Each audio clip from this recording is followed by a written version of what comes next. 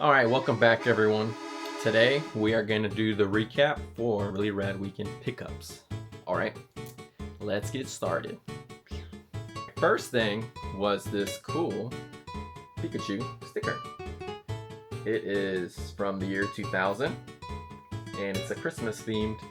Pretty cool. A little old school, and it's sealed. It kind of matches like my little Pokemon theme thing I got going on over here, which I probably won't put there, but we'll see. These two VHSs are for my nephew. He loves VeggieTales, so I got these two. Little VeggieTale action. So 5 for the set, 5 for the stickers. And then he also gave me this for $5. A Burger King Pokemon, the first movie, little advertisement pamphlet. Now when you buy a tasty value meal, you can get a 23-karat gold-plated Pokemon trading card from Pokemon the first movie for just $1.99. Pokemon and Burger King, come and catch them all. It's so cool with like what's even featured. So you got Mewtwo cards, little games, all types of stuff like this, which is pretty neat. They put so much detail with things back then that they'd give you in their kids' meals. From another booth, I picked this up. This is a Gameboycolor rental box from Blockbuster. So these are cool because back then you can rent game consoles, handhelds, and games if you remember, or if you're ever going to Blockbuster or Hollywood Video to do stuff like that. But it came in this little box. Some people would be like, oh, leave that foam, it's the original. I'm gonna replace it. It's falling apart. You can poke it and it's just like those old little styrofoams where it just gets all crusty and dusty. You poke it, it turns into dust. But pretty neat pickup. I like little things like this. It even comes with your instructions. Yeah, description of components, your warning labels. It gave me a pretty good deal because these are really hard to come by. So this was from a store we went to called Retro Swap Shop. Go to this shop, it's crazy. Literally CIB Central for like every Game Boy Color Pokemon game that you could think of. Like multiples. Alright, what I picked up there was this cool water bottle. This is from 98. Nope. This is from 99. And it's pretty neat because it's in pretty good shape. Not really messed up at all. Not much scratching or anything. But probably won't be using this just for display purposes. But pretty cheap and pretty neat. Only 10 bucks. I picked up this cool little promotional pamphlet. $5. It has little like gamers, old school 90s gamers, or obviously actors posing with the N64 controller. First off, you're a psycho if you play your N64 controller like this. That's insane. Though you do use the arrows, the D-pad for various games, but most of the time you use the joystick. See all this info they give you. Kind of like when you walk into a Toys R Us or GameStop back in there, EB Games, they have these where you can grab one and go. Like, oh yeah, take one, it's free. Get real. Alright, this is Mario from the 1993 Mario movie. It's an Erdl toy from back in the day. It's supposed to have a utility belt where he has his little wrench and everything like that. Pretty crazy. I was pretty young watching this, my brothers and my dad. So this is a Burger King toy. It's supposed to spring, so back then it was like kind of hold tight, and it was like fresh, and then it would just bounce up and then kind of fly forward. But pretty cool. Only one that I was missing, so cool little addition to the collection. One other thing I picked up was this Pikachu link cable. It's from Germany, but this is pretty neat though, because it has Pikachu at the end of the cables. So from one Game Boy to the other, you and your buddies can trade or battle your Pokemon. I was kind of contemplating, so I was like, man, do I really need this? Do I really need any of this? No, but I wanted it.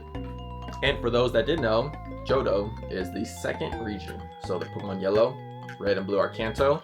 Johto was Silver, Gold, and Crystal on the Game Boy Color. Another cool item I picked up was this Mario statue from Woodman Classics. Pretty awesome.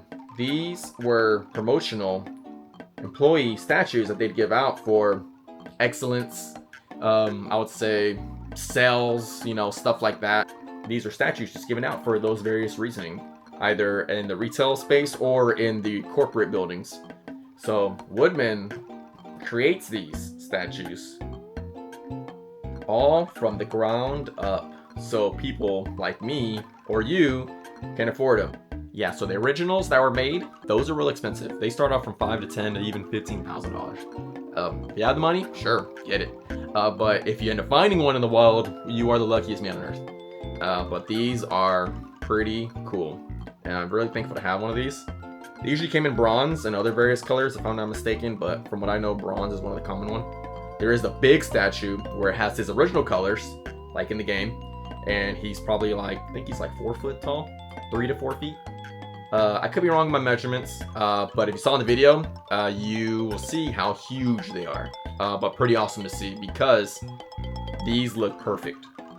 So if you just do decide to get one, or if you like stuff like this, then go to Woodman's page and buy one. So I got 3 of these little N64 carts.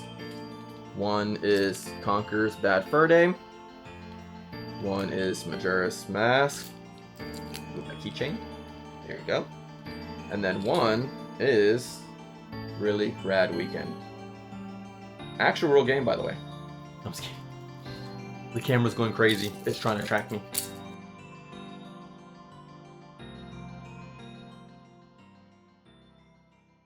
A few pickups we got from Rad Junk when we first arrived at their store was this Jet Set Radio shirt. But I thought this one was cool because it was a Jet Set Radio and they had one left. And it's a small, but it feels like a large. So, which is good because if it shrinks, it'll actually still fit. So if you saw in the video, me and Sam from Rad Junk did a trade. And it was honestly more than fair, but I'm very thankful for that trade. Because I got 2 items that I needed, and she got a couple items for the store for these 2. A Majora's Mask on the N64 with the non-shiny plastic scribble stuff, which I forget what that's called. You can comment down below what that is, but I always forget those names. The crazy one, Futurama on PS2. I've been looking for this game for a while because I've been wanting to play it. Price is crazy for games like this. But this comes with the manual, very clean, and a very clean disc. I checked it out already. Literally no scratches. Crazy addition. Been looking for this for a while. Thank you, Sam. Last but not least is this limited edition Gameboycolor from the Pokemon Center. Cool. The new collector's edition gold and silver Pokemon Gameboycolor. A true Pokemon master may do anything to get it. Oh, how about 5 more for my friends? Which was open only up until 2005, but it closed. And since then, it's been the Nintendo store, which is still pretty awesome. I highly recommend going there to go visit if you're in the New York area. Great store.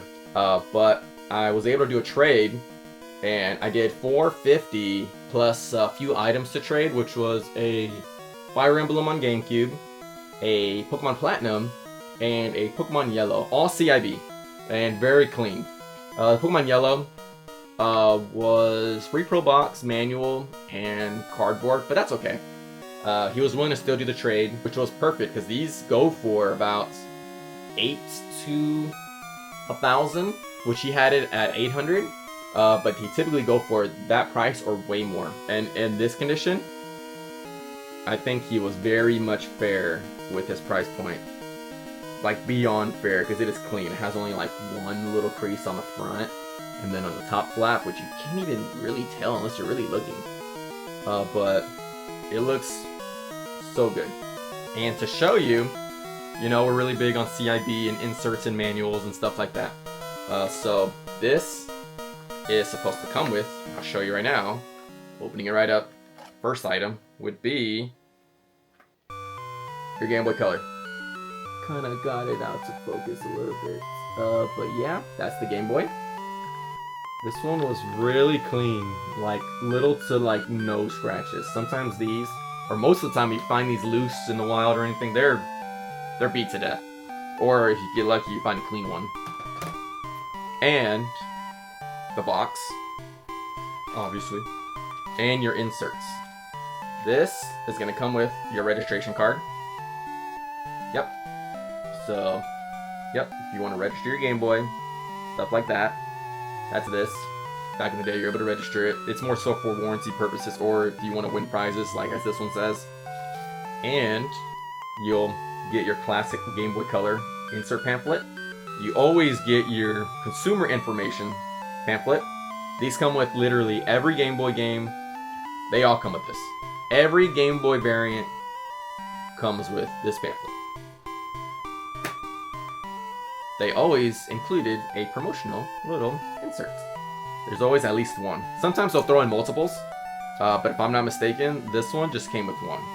So you'll get stuff like, I'll get used to my lighting, Pokemon Gold and Silver game guide, Pokemon Color pouch you can put your Game Boy in, which is usually the roughest thing in the world. You'd literally like put it in once, Game Boy scratched. So the Game Boy Color usually comes in a plastic that protects the Game Boy Color in the box. Every handheld game console usually had one, so it wasn't getting scratched around from transportation. But if it doesn't have an original one, go to Hobby Lobby and find some of these. They hold the Game Boy Advance, Game Boy Color, and you can put an SP in here, then fold it over, then seal it. But these are acid-free. What you want to do is put one in here if you don't have the original. Take off the plastic. Sometimes people tape down the flap because it's a little long after you fold it over. So you can tape it down, tape the corners in, however you want to do it, and then put it inside the Game Boy box, leave it there forever. It's just a little more stiff. It won't damage your box, but it will protect the Game Boy from getting scratched regardless. This is a example of a CIB Game Boy.